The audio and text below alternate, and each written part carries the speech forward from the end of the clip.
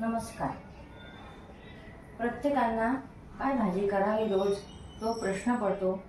त्याकरिता आपण बेसन किंवा त्याला पिठलं सुद्धा म्हणतात ते आपण करून बघूया.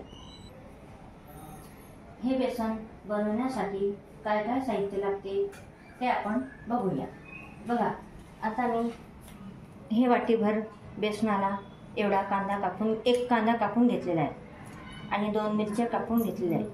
कांदा लसूण बारीक करून घेतलेला आहे. कोथिंबीर कापून घेतलेली आहे. आता आपण बेसनाला फोडणी देऊया. आता आपण गॅस चालू करूया. मग त्याच्यावर कढई ठेवू. आता तिला आपल्याला तापू द्यायची आहे.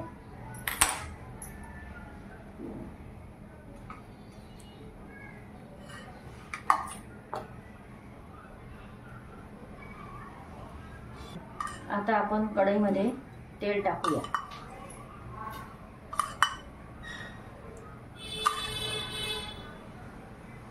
कोणाला जास्त आवडते कोणाला कमी आवडते त्याप्रमाणे आपण तेल टाकूया.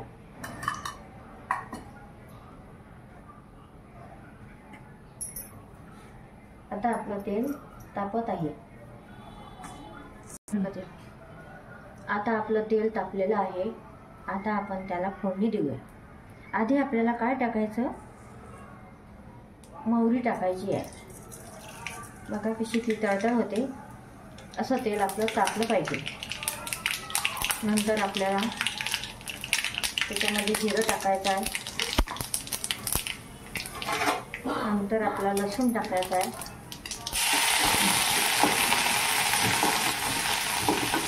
असा थोडासा त्याला लाल होऊ द्यायचा. आता थोडा लाल होता येतो. आता आपली मिरची टाकूया त्याच्यामध्ये.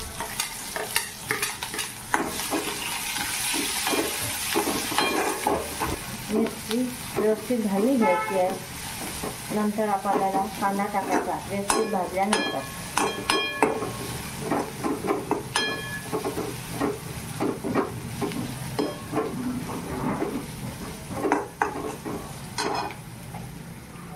थोडंसं आपल्याला मोठा गॅस करायचा आहे, कारण की आपल्या हातात चमचा आहे हलवायसाठी. त्याकरता ते व्यवस्थित हलवता येते आपल्याला.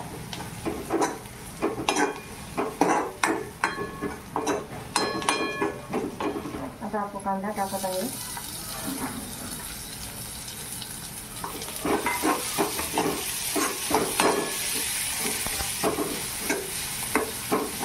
आता आपण त्याच्यामध्ये थोडंसं मीठ घालू. त्याचं कारण की आपला कांदा मिरची व्यवस्थित चपल्या जाते मीठ टाकल्यामुळे.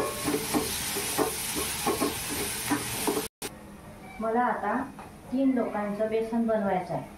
त्याकरता मी हे 1 वाटी बेसन घेतलेलं आहे. या बेसनाला आपण 4 वाटी पाणी घेऊया. आता आपण ह्या वाटीने बेसन घेतलेलं आहे. त्याच वाटीने आपल्याला पाणी मोजून घ्यायचं आहे 4 वाटी.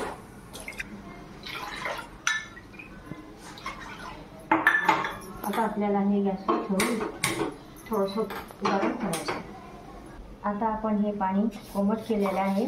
त्याच्यामध्ये आपल्याला हे मिक्स करायचं आहे. पाणी पूर्ण टाकायचं नाही. पहिले असं हलवून घ्यायचं. पूर्ण टाकलं म्हणजे आपल्याला हलवायला थोडा त्रास होतो.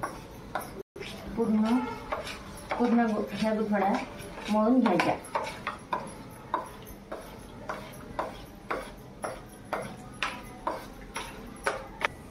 आता आपण हे बेसनामध्ये थोडीशी हळद टाकूया.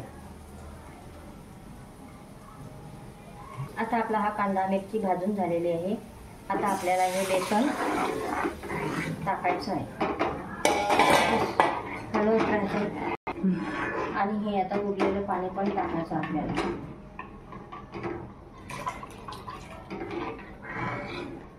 आता हे असं सतत ढवळायचं. त्याला आपण नाही ढवळलं तर त्याच्यामध्ये गोळे बनतात. आता आपण पहिले थोडंसं कांदा भाजताना मीठ टाकलेलं आहे. त्याप्रमाणे आता आपल्याला पुन्हा थोडंसं टाकायचं आहे आपल्या चवीनुसार आणि सगळे ढवळत राहायचं.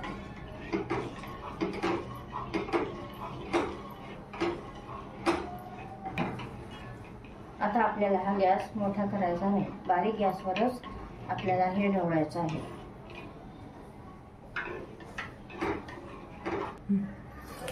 बघा, आता आपण हे बेसन खाली पाण्यामध्ये हलवून घेतलं, त्याच्यामुळे आपल्या बेसनामध्ये गुठळ्या झालेल्या नाही. बघा, हे मी तुम्हाला दाखवते. बघा, छान झालेलं आहे असं. आता आपल्याला हे बेसन बारीक गॅसवर 5 मिनिटं शिजू द्यायचं आहे. पण याच्यामध्ये कोथिंबीर टाकूया.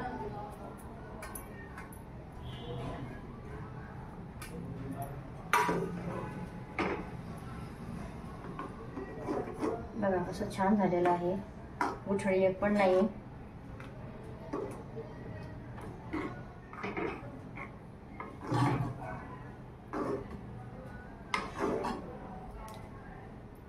आता आपण या बेसनावर झाकण ठेवू आणि 5 मिनिटं याला शिजू देऊ.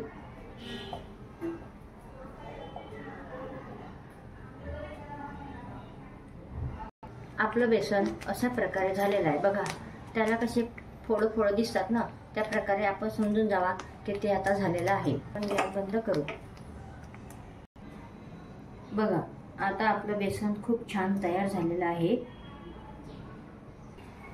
हे बेसन आपण भाकरीसोबत किंवा पोळीसोबत सुद्धा खाऊ शकतो. पावसाळ्यामध्ये बरेच वेळा आपल्याला भाजी काय करावी ते आपल्याला सुचत नाही, त्याकरता आपण हे बेसन बनवू शकतो. विशेष म्हणजे हे घरच्या साहित्याने बनवू शकतो. माझ्या पद्धतीने तुम्ही पण हे बेसन बनवून बघा. धन्यवाद.